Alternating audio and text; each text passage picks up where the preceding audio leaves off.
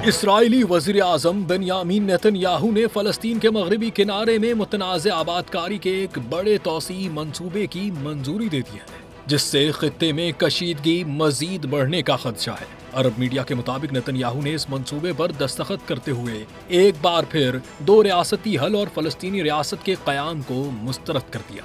Netanyahu का कहना था कि ये जमीन हमारी है और हम यहाँ फ़लस्तीनी रियासत नहीं बनने देंगे। मंजूर शुदा मंसूबे के तहत इसराइली आबादकारों के लिए 3400 नए रिहायशी यूनिट तामीर किए जाएंगे, जिसके नतीजे में मकबूजा बैतुल मुक़द्दस का मगरबी किनारे से राबता मजीद मुनक़ता हो जाएगा और दीगर इसराइली बस्तियों को इस इलाके से जोड़ दिया जाएगा। दूसरी जानिब गजा में इसराइली बमबारी से हालात बदतर होते जा रही हैं। ताज़ा हमलों में कम से कम 72 फ़लस्तीनी शहीद हुए, जबकि खुराक की शदीद किल्लत के बायस मजीद 5 अफराद जान की बाजी हार चुके हैं। इंसानी बहरान में तेजी से इजाफा हो रहा है।